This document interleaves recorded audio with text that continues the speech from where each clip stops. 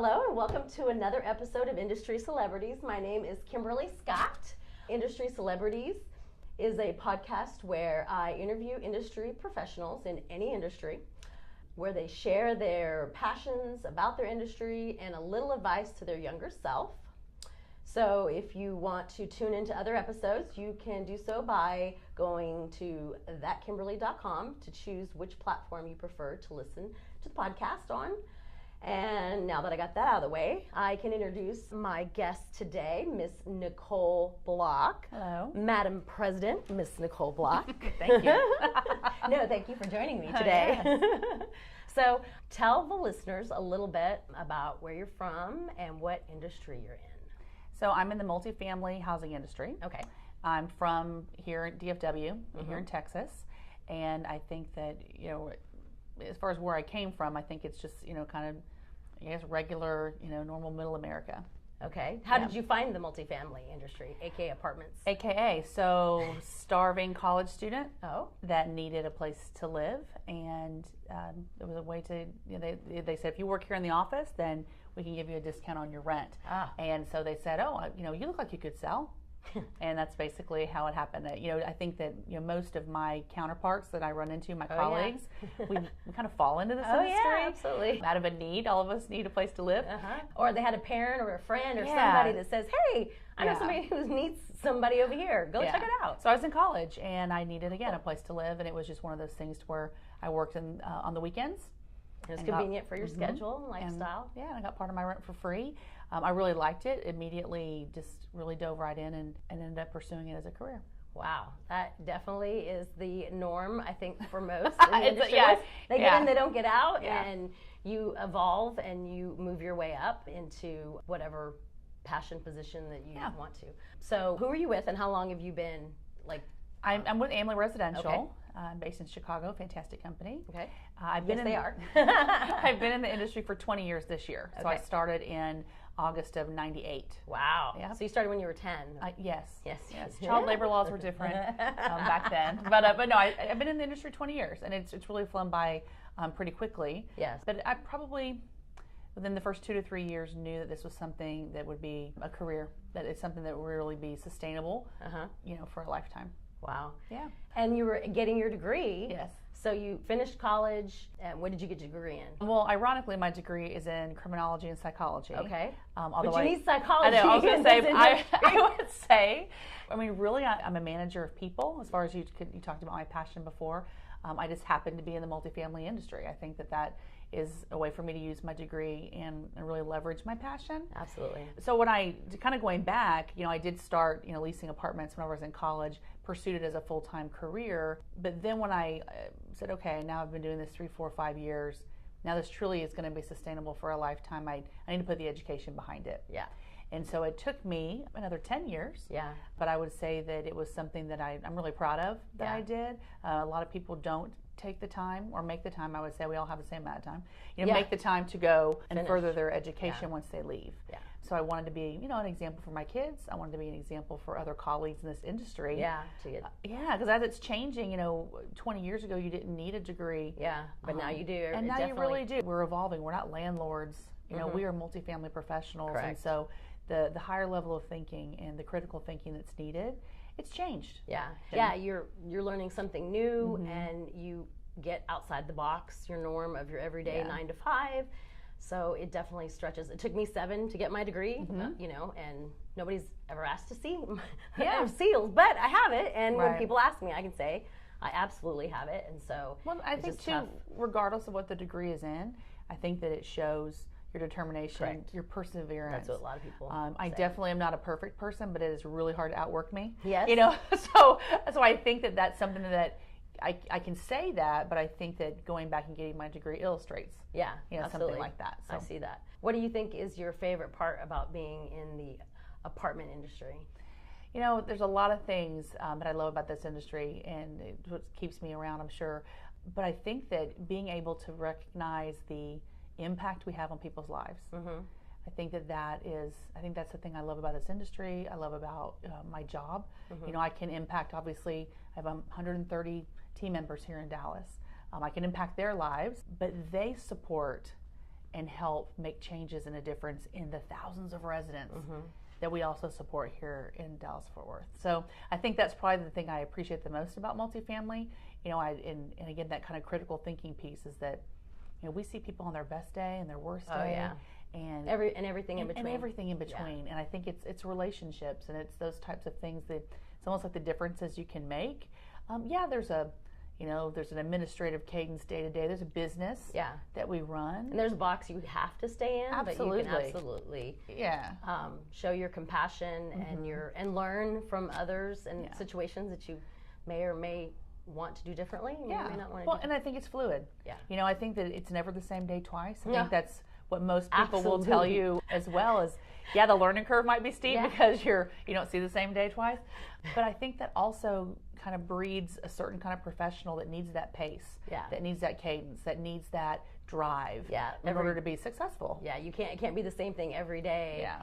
It's good for people who need change, stabilized change where you're inside your box. Well, we call it managed chaos. There we go. Another way. That's the best. Managed chaos. I like it. My teams will tell you, I've said it for years, that we kind of float between two things. Either you're managing the chaos or the chaos is managing you. Yeah. And so you just kind of have to ask yourself that question. Where are you today? And who is managing the chaos and the office? Yeah, exactly. If you don't mind me asking. Yeah, for sure.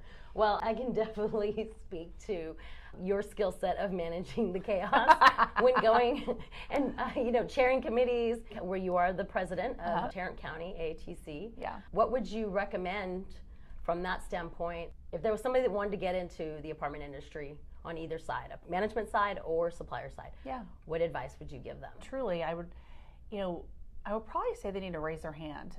I know that sounds very simple, but one of my mentors that got me into service for the Apartment Association, Tammy Martin, I remember her telling me when I decided again to make this a more sustainable career, is that she said, listen, I'm going to bring you to the party, but someone has to ask you to dance. And that really stuck with me to where, she's going to come in and say, I vouch for this person. Yep. But at the end of the day, someone has to recognize that they want me to be involved. Yes. And so I think that sometimes we wait to be asked. Sometimes we wait to be asked. Yeah. And I think that kind of, what I would tell someone, taking that advice that Tammy gave me, but making it more active.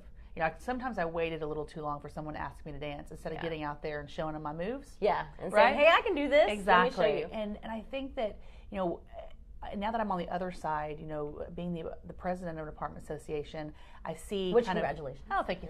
But I see kind of what's behind the curtain. And we don't always want to ask. Yeah. Because we all have day jobs. Yeah. Right? So I think that there's kind of this dance we do kind of back and forth to where the people that raise their hand are the first people we look to. Yeah. And so I think that more people need to raise their hands ongoing, and then yes. I mean, I'm on the lookout. Believe me, I'm on the lookout for that. I mean, even a pinky or if your index finger, you're scratching your head. I'm gonna be like, oh, did you want to do something? I saw your hair sit up over there in the corner. Yeah, but I really just feel like if I was getting involved again, from the very beginning, I would probably say just to raise your hand and just ask the question. I think sometimes we sit back to assess and to see what we're passionate about, and there's no harm in that. Yeah. But I think sometimes that delays the process and our progress. Yeah. Because sometimes, there's even times when people say, hey, how come you haven't done this before? And I'm thinking, no one's ever asked me. And it's one of those things like no one's ever asked me. So I would probably just say, ask. Yeah, ask how and what. I too got invited to one of my first TA meetings by Mr. Rick Graff. Yeah. And showed up. He vouched for me to let me in the door. That's it. That's all you need. And then and that's it. Yeah. I mean, you have to mind your P's and Q's. I'm just saying, just being polite and introducing. I did work the room and introduce myself to everyone. Yeah. And met different people, and when I could volunteer, absolutely, and never look back 10, 15 years later. Like, it's your second family. Yeah. You look forward to seeing everyone on a quarterly basis. So I agree with you. Ask somebody. Just ask somebody. And again, look at what you're passionate about. I mean, we're not asking you to do something that's out of the norm. We're not asking you to do something, that is so outside of your skill set. It's going to be difficult. Yeah. I think the bandwidth is what's difficult. You have to manage your chaos. You have to manage your chaos and your timelines and your commitments for the job that pays you. Yeah, and don't overcommit and ask and delegate. Sometimes, ask for a little help from whoever it is, from your own team member or even the staff, because they're at every association there. Well, okay, so my one standing question to this podcast is, what would you tell your younger self? Another quote that I think of, Meryl Streep said that whatever makes you unique or weird makes you special. I like that one. And yeah, she definitely used the word weird in there. I was thinking, weird, okay. My boyfriend and I use the word #myweirdo, so I'm gonna. So I think that remember that one. I think that as we're all, you're growing up, in a lot of ways, you're going through all the seasons of life. Yes. And you're still changing, you're growing, and you're developing, personally, professionally. And I think that the times that I questioned myself the most is when I realized I wasn't like everyone else.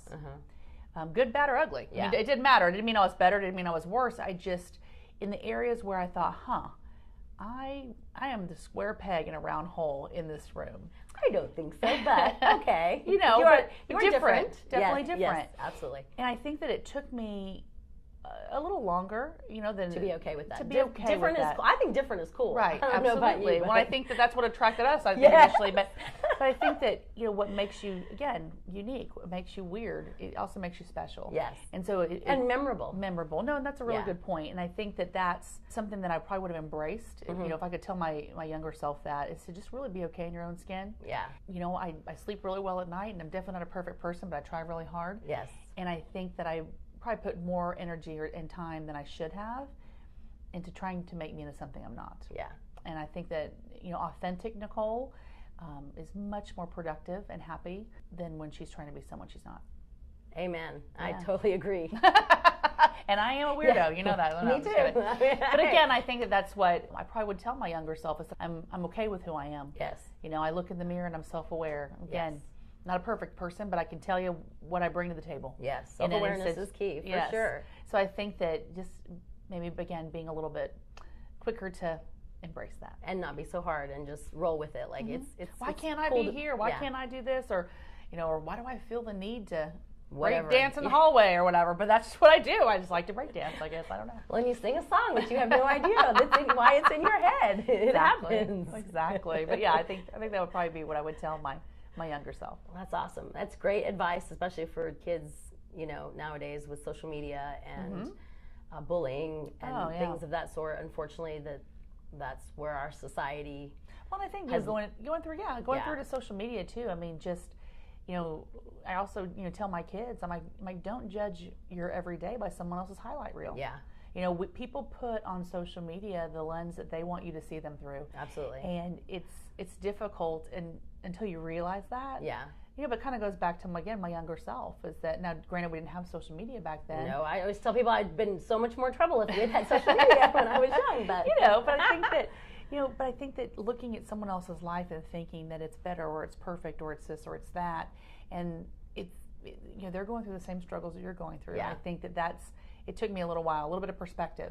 Everybody puts their pants on the same way. Yeah. It doesn't matter who they are. The ones that are the most delusional are the ones that are the most lost. And so if I'm trying to emulate and be like them, it's the blind leading the blind. Like, I feel compassion for those people, and you kind of have to go, God bless you, and hopefully that you'll find your way, and you'll find your weirdness, and be okay with it. Again, and be able to leverage that weirdness. Yeah. No, totally agree. Cool. Well, I appreciate you giving your younger self that advice for us to hear today on Industry Celebrities. And before we wrap up, I always like to ask my guests if there's anything exciting, new that's going on in their lives or careers that they would like to promote.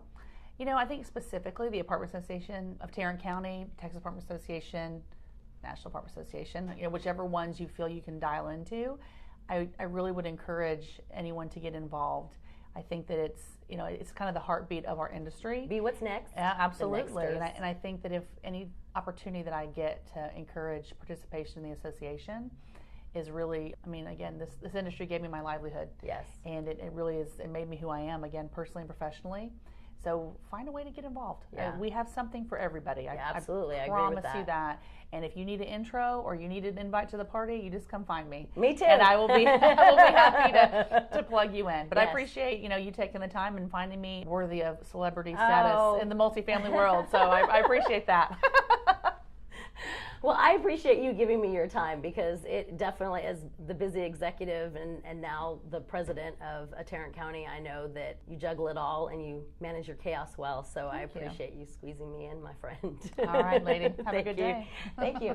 And remember, hit the subscribe button on my YouTube channel and follow me on all the other great channels: Facebook, Twitter, Snapchat, iTunes, LinkedIn. And until next time, keep growing. Thanks. Thank you.